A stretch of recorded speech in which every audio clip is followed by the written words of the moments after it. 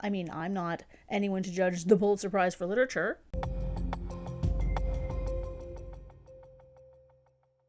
Hello, welcome to Sound and Fury Book Reviews. As usual, I'm Tina. Today I'm doing a book review of Trust by Hernan Diaz. This is a book that came out in 2022 by Riverhead Books. It's a historical fiction / literary fiction. So this book was on my Audible wish list for a while, and so I finally listened to it last month. It starts off slow, but ends up being a powerhouse of a novel. Also, it won the Pulitzer Prize for fiction, I guess. I guess that matters. A novel as straightforward as a labyrinth, Trust is as multifaceted as its title. What is it about? An unparalleled novel about money, power, intimacy, and perception. Even through the roar and effervescence of the 1920s, everyone in New York has heard of Benjamin and Helen Rask. He is a legendary Wall Street tycoon. She is the daughter of an eccentric aristocrat. Together they have risen to the very top of a world of seemingly boundless wealth. All as a decade of excess and speculation draws to an end. But at what cost have they acquired their immense fortune? This is the mystery at the center of Bonds, the successful 1937 novel that all of New York seems to have read. Yet there are other versions of this tale of privilege and deceit. I think the title of this book is really interesting because trust can mean many things in the context of this novel. It can mean trust isn't related to currency, trust is in do we trust the narrator, or which one do we trust, and trust is in how much do you trust the history or stories that you are told in general. This book, as the blurb says, which I didn't read because I cut that part out, is a puzzle. It's a literary puzzle, they say. We are given a story from different perspectives, but which one is true is never clear. It takes a while to understand what the book is doing, but when you do, it becomes very, very fun, just like a puzzle. The book starts off slowly. It's very didactic, where at first I was like, can we show and not tell for once? Like for the first few chapters, I was like, what, how did this book win any kind of prizes? But then it becomes clear that it is deliberate, that it's copying the style of books written at the time. So it kind of reads like a pre-modern text. It kind of feels like Henry James a little bit to me, and then it begins to work because once you start to realize that this is like on purpose, you're like, okay, this is doing something. It's not just like very kind of a straightforward novel that feels like a big info dump. There's something happening here. And then when you get into the other sections, they do not follow that style, so it reinforces the idea that this clearly is on purpose. The characters are interesting in that we are given multiple perspectives of them, making us piece together what we know about them and then make our own decisions on them. It's a book that leads you down a path, but in the end lets you kind of make your own map of the woods that you've been thrown into. We're never supposed to trust, there's the word again, the male main character, but why is hinted at and then revealed as we go. The character who is the most relatable and interesting is Ida, so power on to her section. It's like the second last section, and the final section is very short, so her sections, I don't think it's the longest. I think the first section is probably the longest, but Ida's section is the most engaging. It feels the most kind of relatable. She's also a breath of fresh air after the second section, which is actually kind of aggravating because of how unlikable the narrator is.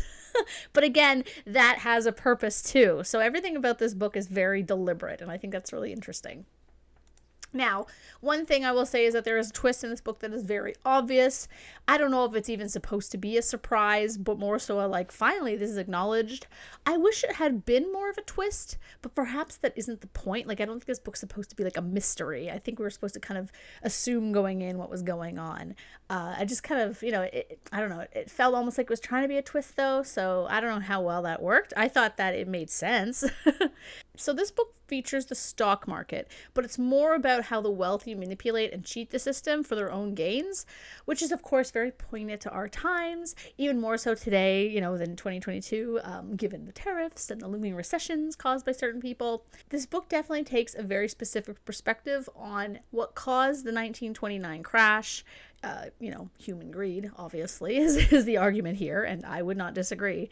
But it also goes very deep into kind of like how those systems function and what caused them to collapse that I actually found really interesting. I, do not like wealth culture. I don't like wealthy people in general, in terms of like, I don't care about rich people and their rich stuff. I don't watch any shows about rich people. I don't have any interest in them in like a celebrity-like way. But I do find like the way that our processes and policies and kind of like how things work in our society very fascinating. So I really liked these aspects. I really liked kind of the links that he made between the decisions the characters made, or the things that affected them, or the way they did things, and how that changed kind of everything. And I thought that was really fascinating. Essentially, going back to what I originally said about this, so yeah, this book is like a warning. We humans just can't help but think we're smarter than the people in the past, when in truth, we just repeat ourselves all the time. As you know, the common expression goes, we have very short memories, I think. Now, one other thing this book really touches on, if you know anything about how women's intelligence or contributions were overlooked in the past, the story makes a lot of sense in that regard as well. What starts off as a story about men quickly rolls into a story about how men turn women out of stories or relegate them to the sidelines. The way it does this is actually really, really interesting.